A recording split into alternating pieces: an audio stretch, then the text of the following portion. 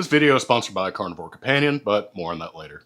Hey, quit looking at my meat. So what if I told you that this entire 13-pound tray of meat costs $35? And what if I told you I'm going to show you how to make it taste really good? Would you believe me? I mean, you don't have to, but you could just watch the video to find out. And starting off at $4.29 a pound, we have a bottom round beef roast. I had somebody request that we do top round, but I found this bottom round was actually cheaper than the top round, so obviously I went with that because I'm trying to get the cheapest cuts available to make them taste as good as possible. And I don't really think it's going to make a great roast either, just because of, number one, how lean it is, and number two, how thick these protein strands are. So even if we did slow cook this, it's going to be pretty dry if I had to take a wild guess. So with that in mind, what I'm going to do is make this as tender as possible by grinding it. So I got this grinder off of Amazon for roughly 55 bucks. If you don't have the money to buy that, or if you don't want to buy a grinder, you can also use a food processor. These are going to be a little bit cheaper than a grinder. So the first thing we need to do is get our meat cut up into smaller pieces, because we don't really want to have really big pieces going into a meat grinder anyways. About that big, you know, just something that's just big enough to fit into that little hole. All right, once you've gotten your beef cut up, you can actually put this onto a tray and we'll throw this into the freezer, because we don't want it to be room temp when it goes to the grinder, because the grinder does produce heat and that will ultimately break down this fat and gunk it up a bit.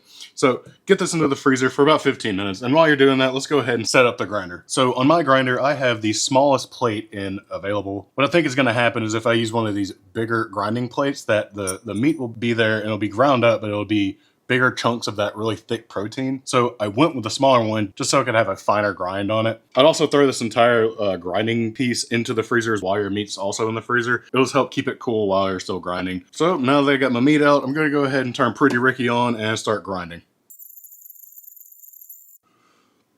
So there you go. I got some fresh ground beef at home. Because at Walmart, this is like $6 and some change per pound. I just paid $4.29 per pound for this. And it's all from one piece of meat. It's not a bunch of different random pieces of meat thrown in together. So now that we have that, let's make something with it. Like a breakfast taco bowl. Let's just take some of that fresh ground round we made. Then I'm going to hit that with some of my favorite taco seasoning. I hope it's some of your favorite taco seasoning too.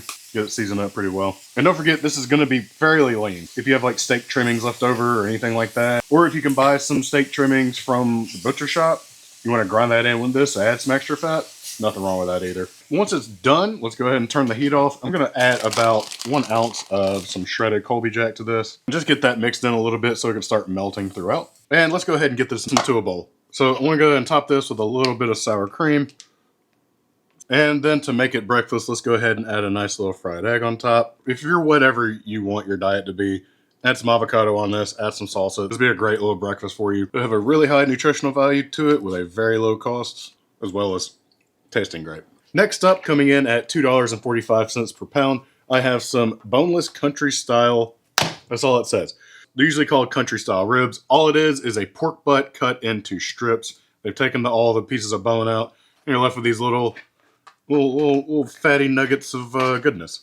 Now, I grew up with these basically my whole life. We used to throw these on the grill with barbecue sauce and some charcoal seasoning, and they're great. They're really good. They do tend to dry out if you way overcook them, which, you know, nobody wants that. But today, in order to keep this as simple as possible and as tasty as possible, I'm going to be cooking these in the Instant Pot. I'm going to go for some like pork nuggety type things. So let's go ahead and get this prepped up. All I'm going to do is take each piece and cut it into bite-sized pieces, or, you know, a little bit bigger than bite-sized, and throw it into a bowl. I'm not going to bore you with this, so here's a nice quick transition. Oh, my bad. I didn't realize that there was going to be a squirrel transition. Oh, well. We've got that done. It's all looking a bit like this, nice and cubed up. Next up, we need to season this with my super secret Greek seasoning that I've been working on. And if you don't want to use this, honestly, you can just go with some salt, pepper, garlic, oregano, things that are typically in a Greek seasoning, and get it mixed in. I also want a touch of heat, so I'm going to add a little bit of my Cajun seasoning Gator Bite. Just a little bit. Okay, your meat should be nice and seasoned with whatever you're seasoning it with. So we can go ahead and just set that aside, pull out the Instant Pot and set it saute, add a little bit of olive oil to it so that we can start to sear our pork pieces. And I like to do this in one single layer at a time so I can get a good sear on each piece. And let this go for just a few minutes and try to get those to look the same before I add it all back in. But this is what the sear is looking like. We're going to get that in there along with the rest of it. Get it mixed in a little bit. And since it is a pressure cooker, you always want to add some sort of liquid to it. I don't really have anything, but I will add some water. Or you can add beef stock. Man, just add a liquid to this. It doesn't have to be water. It can be whatever you want. But don't forget that if you do add water, you probably want to add just a little more salt to season it, because it will dilute whatever you season this with. Just a nice couple pinches, just to make sure it tastes good. All right, let's get that lid on, and then we can set it to pressure cook for 45 minutes and start.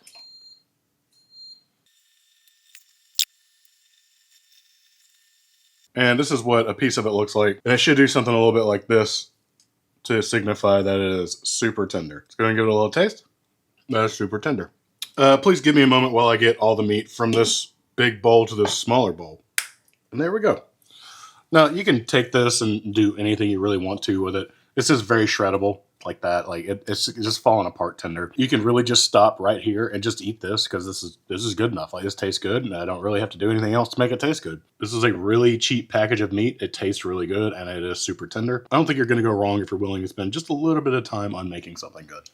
And next up, coming in at $2.32 a pound, I have a pork loin. As it'd actually probably be cheaper if it was the full pork loin, but I was able to get a half pork loin, and that's what I got it for. What's this used for? This is usually where you get your pork chops from. Like, if you get some boneless pork chops, or you see like quote unquote breakfast pork chop, this is where those usually come from. And yeah, and that's how we're actually going to be using this, because this product's usually already quite tender, and it's got plenty of intramuscular fat to keep it from being dry. The only way you're going to dry it out is if, you know, you're scared of pork. But either way, I'm going to go ahead and cut this up into just a few pork chops for myself. If you don't want to use all of it at one time, you can always cut this into chops, wrap it in some plastic or vacuum seal it, and then freeze it, which is probably what I'm going to do. But we have our chops cut, and let's do something fun with them. Today I'm going to be pan frying these bad boys with some good old pork panko. But first, what I want to do is season these up pretty generously with your seasoning of choice. I'm going to go with some smokestack from my company. You can also just use salt and pepper if that sounds more appealing. And once they're seasoned, just kind of let them sit to the side for a good 15 minutes so we can let those flavors just absorb like a little meaty sponge. And while those are chilling out doing their thing over there, we're going to set up a dredging station. First, we're going to need 2 eggs and a little bit of unexpired milk, or half and half, or cream, or whatever. This is probably a 1/4 cup. Just want to get that stick together. Stick it so hard till it's cohesive. All right, that is perfect. We want it to look very pale, a little eggy. We want our pork skin breadcrumbs to look pork skin breadcrumby. And after all my yapping, it is finally time to dredge these things. So what you're going to do is take one of your beautiful red pork chops, use your wet hand and put it into the wet batter. Use your dry hand, pick up some of your pork rind crumbs, place it in there. Just start sprinkling it on top. Give it a flip, press it in, get all the excess off. And this is what they should be looking like at this point. If you want to air fry these, feel free. I don't really have any air frying instructions. I've never done this particular meat in the air fryer. But what I'm going to do is set up a little bit of a pan fry. And here I have about, I don't know, 1/3 to a 1/2 cup of avocado oil. And I've got it to 300 degrees. And as soon as it got there, I was like, all right, I think it's time. So we can carefully add in our pork chops. So just let these fry for about 2 to 3 minutes per side, or until it's getting golden brown. And be sure to check them with a thermometer every so often so you can see where you're at, because you want to pull them at around 150 degrees Fahrenheit. And once it's at that point, you can take it off and put it onto a paper towel lined plate. We'll let that chill out for a minute while we finish the rest of these. All right, these are looking beautiful. And they're sounding beautiful. Can you hear that? Hear how crispy that is? You know, and I don't know if you'll get the same results in the air fryer, but I understand if you don't want to make a big mess with the pan frying, because I did, and it took a while. But I think it's going to be worth it, so I'm going to go ahead and find out right now. Oh yeah, that was worth it. If you're brave enough to make a fried pork chop, feel free to do it.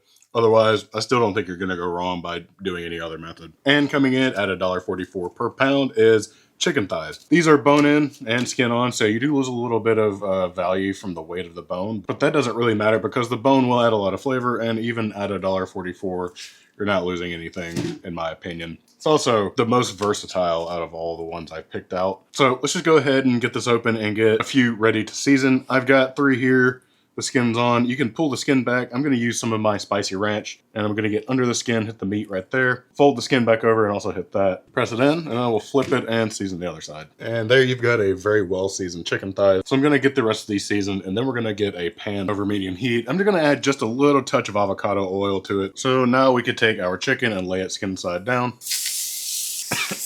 Oh, spicy. And let that do its thing for a good 2 to 4 minutes, I'd say. You'll know that it's ready to flip once you can just easily pick it up and flip it over. All right, I'm gonna go ahead and shut my heat off, and I'm gonna go ahead and show you what I've done. Slightly burned a little bit of my seasoning. That's fine with me. It's gonna taste good either way. It's not like crazy burnt. It's just a little more deeply caramelized than I want it to be. So what I'm going to do now is throw this into an oven that's set to 350 degrees Fahrenheit for roughly 20 minutes or until it looks a bit like this. And it's also hit an internal temperature of 170 degrees Fahrenheit. This thing is really hot. I'm going to let it sit and cool off for about 10 minutes just so I can, pick it up and actually eat it. But I'm going to set a 10-minute timer, and we can just kind of... I actually got very distracted, and I was watching Ryan Trahan on YouTube. So this is a little more cooled off than I expected. So it's been about 20 minutes. That's not too bad. Anyways, I'm going to go ahead and just give it a taste. It's been smelling amazing in my house, and I'm a little sad that you don't get to taste this as well, but I'll be sure to take an extra big bite just for you. This is also my lunch, by the way. So that's why I'm kind of just destroying this right now. All right, so this was $1.73 for the chicken alone. I mean, you can buy the seasoning. The seasoning might have added, I don't know, 10 cents to it. If you just want to use salt and pepper, that adds even less to it. The only reason why I could think of that you wouldn't want this is if you're just trying to avoid fat, which that's fine. You can do that. You don't have to have super fatty food. Fatty food doesn't make the world go round, but it does taste good. It tastes really good, and I hope you remember that because this is really good. So if you made it through the entire video, I want to tell you that the best way to support the channel is to check out my company, Carnivore Companion. It's also on my t-shirt, if you see that. We currently have these 5 flavors, which we have smokestack, steak dust, taco shake, gator bite, spicy ranch. We're also working on some new seasonings right now. We're also looking into doing some clean sauces as well. So if you want to get something that's created by me and you want something that tastes really good, check us out. Links down below. Use the code CarnivorousChef to save 15% off, and we'll see you in the next one.